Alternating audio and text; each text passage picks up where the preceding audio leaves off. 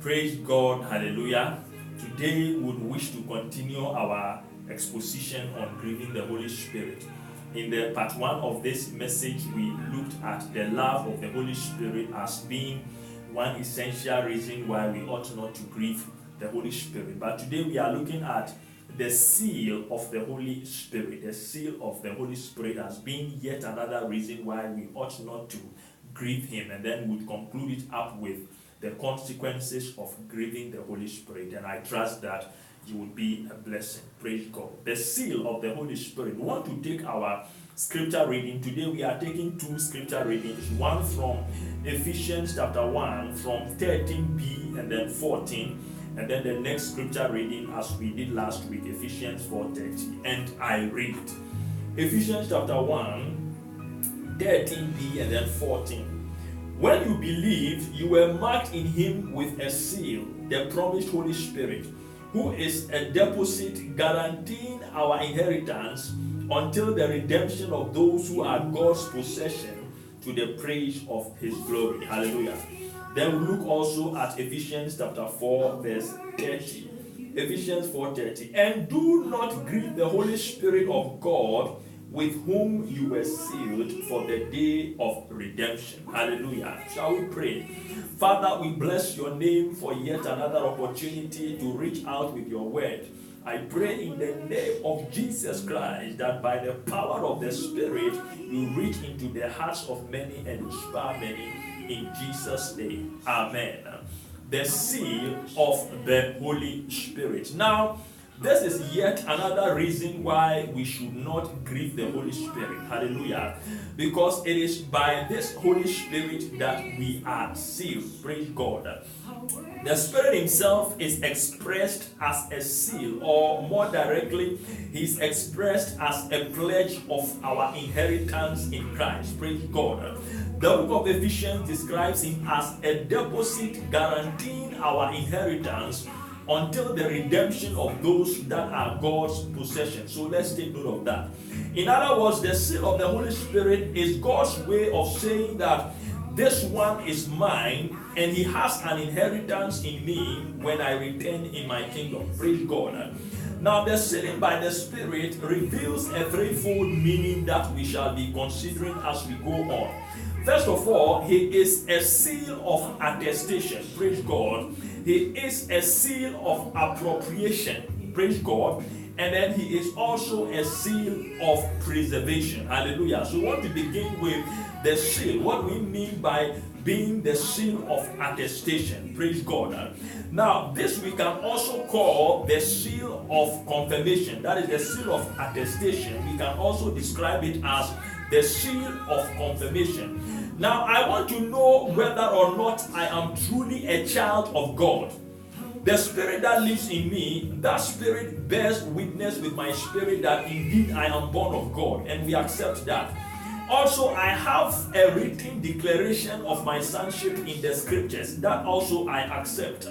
Now, these same scriptures also tell of the inheritance of which I'm an heir, and that one also I accepted. But then I need to be sure whether or not these things, what the scriptures are telling me and what this witness that I have, I want to be sure whether or not they are valid or whether they are a mere deception. Hallelujah. Are they just some philosophy, or are they some point of opinion of some religious leaders that have lived and died in some time past? How am I to know whether it isn't just a mere presumption? I know that by the seal of the Holy Spirit, because the seal is a seal of attestation. Praise God. Now, let me point out clearly that no faith is genuine that has not been attested, or that does not bear the seal of the Holy Spirit upon it. Hallelujah. No love nor hope can ever save us unless it is sealed by the Spirit of God. Hallelujah. Romans chapter 8 verse 9, it tells us that whoever does not have the Spirit of God, he is not of God. Praise God. We are saying that the Holy Spirit, first of all, is a seal of attestation. Hallelujah. So that whatever does not have the Spirit's seal is only spurious and it's counterfeit, and it's definitely not genuine. Hallelujah. Now, faith that is not sealed is prone to all manner of religious contamination, and that is why we ought to be sure that we have been sealed. We are attested by the Holy Spirit, because only faith that is sealed by the Holy Spirit, only such faith is true, only such faith is real, and only such faith is genuine. Hallelujah. And that is why you ought not to be content until you are sealed. When you become a believer, you ought not to be content until you are sealed by this Holy Spirit of God, until you are sure by the inner witness and testimony of the Holy Spirit that you have been born again to a living hope by the resurrection of Christ Jesus from the dead. Hallelujah. Now, it is possible for a person to know infallibly that he is a sure candidate of heaven. Praise God. You may not only have to hope in a way that, oh, maybe I'll make it some way or the other, but you can be sure beyond any shadow of doubt that indeed you are a new creature. Hallelujah. And you will know that by the broad stamp of the Holy Spirit that is set on your own character and on your own experience. Praise God.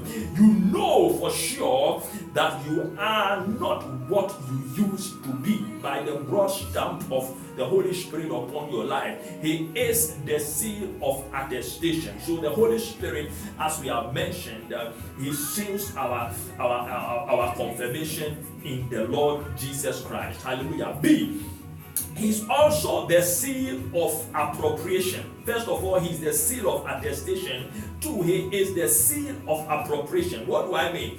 Now, when people put their mark on an article, it is to show that that article is theirs exclusively. Praise God.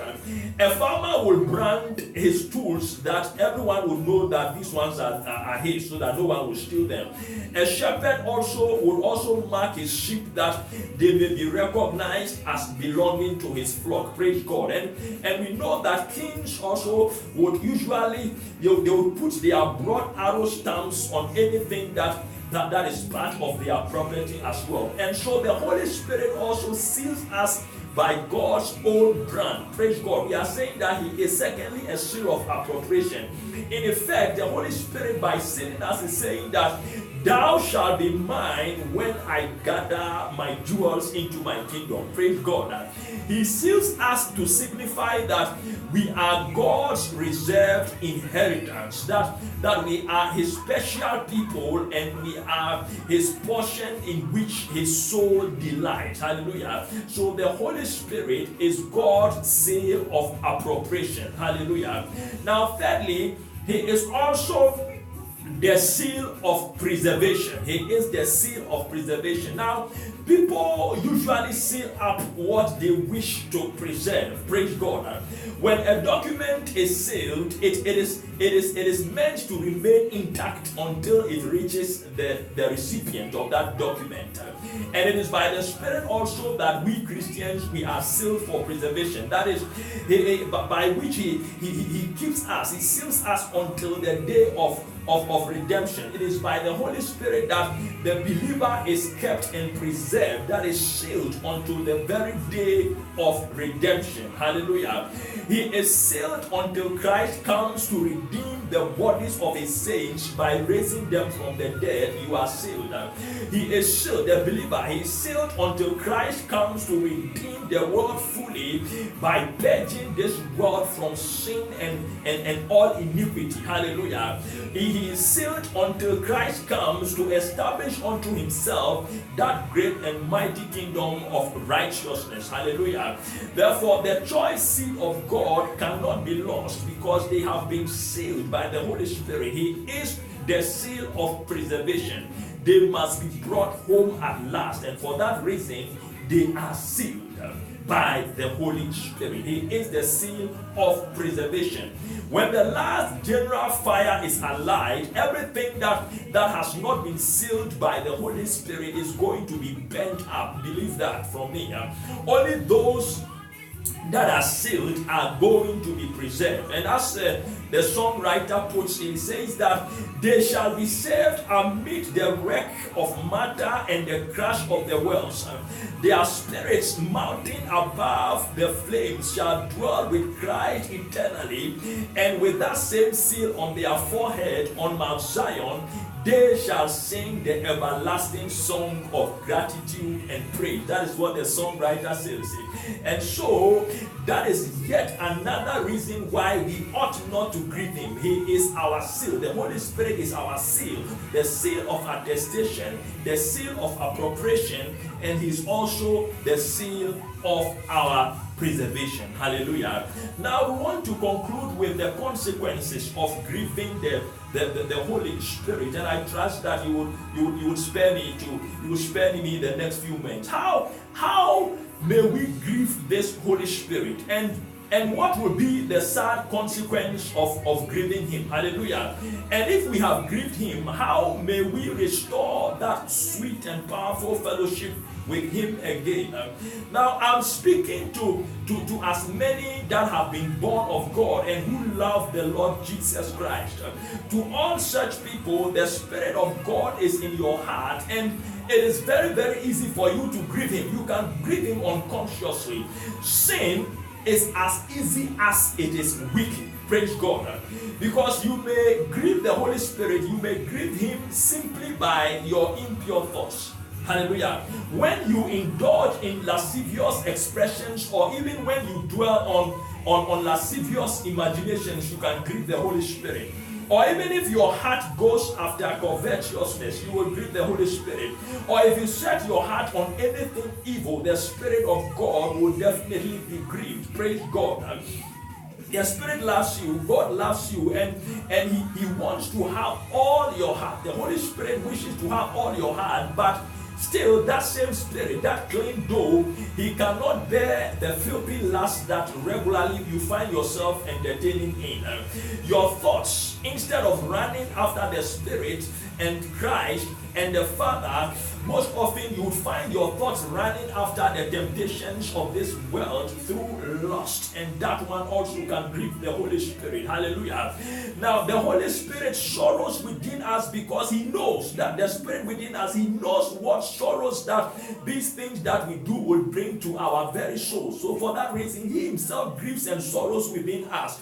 Peter warns us, when we read 1 Peter chapter 2 verse 11, we are told to abstain from evil desires that wage war against our souls. Praise God. We grieve the Holy Spirit even more when we indulge in outward acts of sin that is visible to all. And he sometimes is so grieved that this Holy Spirit will take his flight for a season. Why? Why will he take his flight? Because the Holy Spirit, one symbol of the Holy Spirit is the dove, and the dove will not dwell in a heart that is filled with loathsome sin. Praise God. The dove is a clean being, and we must not strew its abode where it rests, where it is living. We must not strew that place with filth and mud. Praise God. So if we commit sin, hallelujah, if we openly bring disgrace to our faith, praise God, if we persist in tempting others to sin, if we neglect prayer and forget to read the scriptures, if we cease to pursue that which is good in this world, and if we live merely for ourselves and not for Christ, it won't be long before we grieve the precious and mighty Holy Spirit living within us. Hallelujah. We are told in Jeremiah chapter 2 verse 13, it says that they have forsaken me, the fountain of waters, and have hewed unto themselves broken cisterns. Hallelujah. That is Jeremiah 2:13. And you certainly grieve the Holy Spirit when you sit down and you read novel after novel, you keep reading novel after novel, and your Bible is left unread. You grieve the Holy Spirit. Now you take up a travel book to begin to read it, but you forget that there is a more wonderful book of travels in the Acts of the Apostles, but then you neglect that one. You forget that there is a more wonderful book of travels when you read through the journeys of our Lord Jesus Christ. Hallelujah. You have time for you do not have time for prayer, but then the Spirit sees you actively involved in the affairs of this world. You grieve the Holy Spirit. You have many hours to spare for relaxation and amusement, but you have no time for the Word of God to seek His face in prayer and through the Word of God. By so doing, you grieve the Holy Spirit. So take care, my brother, take care, my sister, that you do not grieve Him to the point where He will leave you, because let me mention that it will be such a pitiful thing to have the Holy Spirit leaving you. Hallelujah. Now, ingratitude also tends to grieve the Holy Spirit. Nothing cuts a person to the heart more than having done your utmost best for somebody only to be repaid with ingratitude and with insult. So ingratitude also grieves the Holy Spirit. I trust that you are being blessed and being inspired. And even if we do not wish to be thankful openly to the people who have conferred some favor upon us, now it is worthwhile for them to see in our hearts some trace of thankfulness for the goodness that they have conferred on us. So we human beings appreciate gratitude, and the Holy Spirit also appreciates gratitude. So when the Spirit of God looks into your soul and sees little love for Jesus and no gratitude towards Him for all His goodness and mercies, then the Holy Spirit is grieved. Hallelujah. Now again also, the Holy Spirit is exceedingly grieved by unbelief. When we distrust the promises of God, we grieve the Holy Spirit. When we doubt the power and affection of our Lord Jesus Christ, when we question His faithfulness and the truthfulness of His word, the Holy Spirit of God within us is grieved. Hallelujah. Now I want to ask, what is the consequence? What are the consequences of grieving this mighty, holy, wonderful Spirit who has come to live within us? What is the effect that will be produced in us? Hallelujah. Now when the Holy Spirit is grieved, He bears with us to start with. From the beginning He will bear with you, and then He is grieved again and again, and still he bears it all within us. Praise God. But at last, the grief becomes so excessive that he suspends His work in us. Praise God. He may leave some life behind, but His own presence He will take away for a season. Praise God. And when the Spirit of God goes away and suspends all His work, the soul is then in a most miserable state. I will explain. You read the Word of God, but you cannot understand it. You consult commentaries and you consult dictionaries to get some understanding, to get some meaning, but still you will not find what you want, because the Holy Spirit has taken His presence from you. You fall on your knees and you ask that, oh God, that you will teach me, but you receive no answer from God. Take care that you do not grieve this Holy Spirit. And then He also suspends His comfort as well. Now we used to rejoice like David before the ark, singing and dancing and rejoicing, but now when the Holy Spirit suspends His work, when He leaves you for a season, you are like Job sitting in the ash heap. Praise God. Now there was a time that his candle shone around you, but now he leaves you in all the blackness and in all the darkness. It's a terrible thing, my brother, my sister, to grieve the Holy Spirit to the point where He suspends His work. Because He would also take away from us all spiritual power. Praise God. Once we could do all things, you would say with confidence that I can do all things through Christ who strengthens me. But now when He leaves, you can do nothing. Like Samson, you could slay the Philistines and then you would lay them up heap upon heap. But now you do not even have eyes to see those enemies of yours.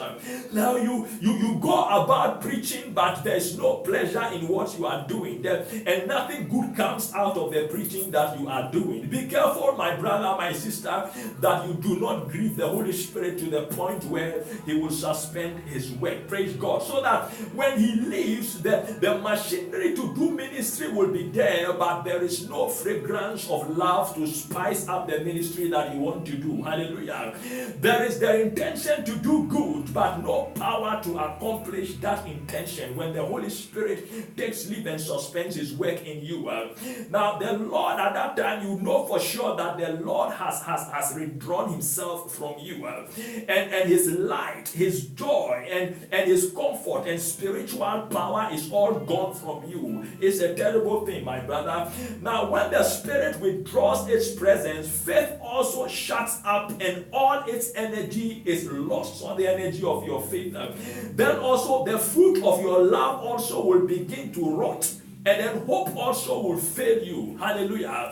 Be careful not to grieve this Holy Spirit. You go on your knees to pray, and you are very conscious that the Spirit of God is not with you in that prayer room. You groan and then you cry and you sigh, and yet you go away again with no light. You leave the prayer chamber and you know that no light has shone on God's promises to you. Hallelujah.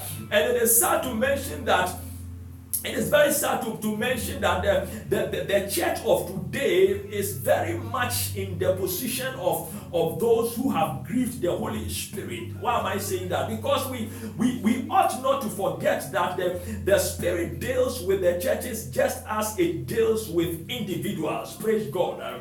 Now, in recent years, we have seen how little God has wrought in the middle of the churches, and it's most evident that over the years there's been an almost universal stupor that has fallen on the church of God. So sorry to say that we see how very few sinners are brought to Christ in most churches, and how yet fewer of them remain in Christ. Hallelujah.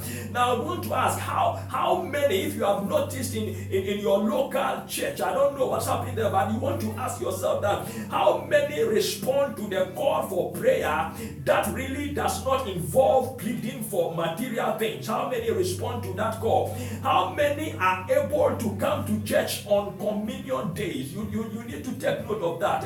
And the most painful of all, how many are really committed to really understand their calling and are really pursuing the path that the Lord has cut out for them in today's church. And in recent times, we scarcely hear new songs that have been inspired by the Holy Spirit as in times of old.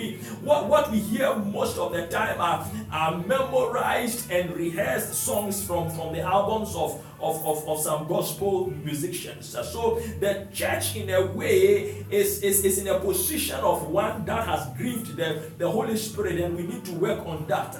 Divine prophecies that were sent right from the throne of grace are also gradually disappearing from the church of God. We ought to be very, very careful. And it's sad that people do not even mourn over all these things that we are talking about. We go about as though everything is normal. We go about our usual tasks as if everything is cool, but it is not a good thing. It is not a good thing to be in a position of one that has grieved the Holy Spirit. Hallelujah.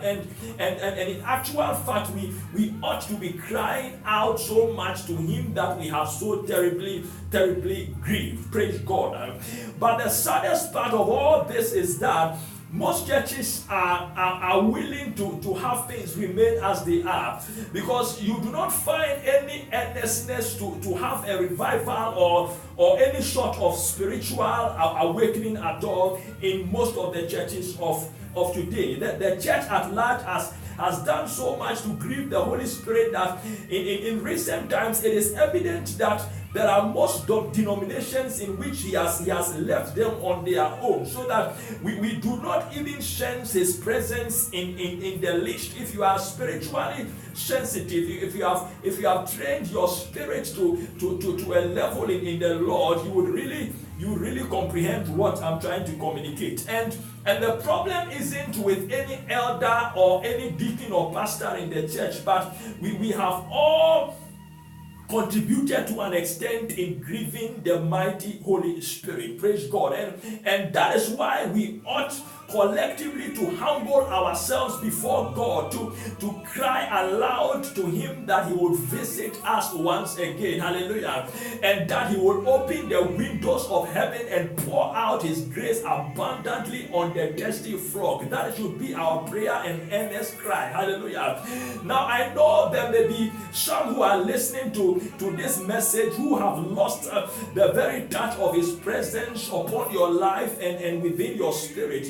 You may have grieved the Holy Spirit, and probably He has withdrawn His presence, He has suspended His power from you for a season. But it is mercy to know that the Spirit of God would most often leave us only for the purpose of chastisement and not for the purpose of damnation. Hallelujah. He sometimes leaves people so that they may get back on track and know that they are nothing within Him, so that they will know and identify their own weakness without this mighty Holy Spirit. So my Christian friend who is in a state of backsliding or in a state of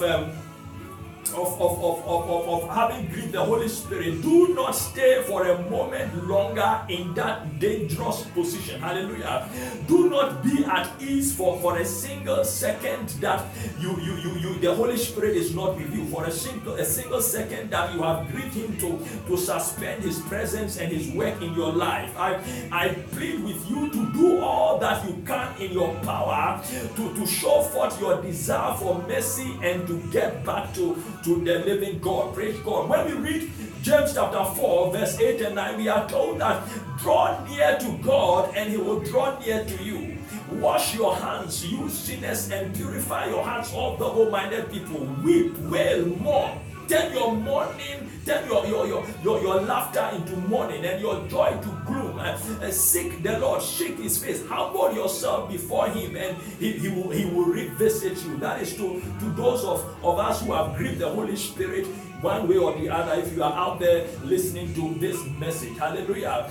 And once more, let's consider clearly what these words mean, and then we ought to set out for the sins that we have committed to grieve this mighty Holy Spirit, as James was admonishing us in James chapter 4 verse 8 and then 9. We need to give up any sin that you identify in your life. Give it up with the deepest repentance and continue in prayer and never rest satisfied until the Holy Spirit has returned to you in His glory and His power and in all its sweetness. Hallelujah.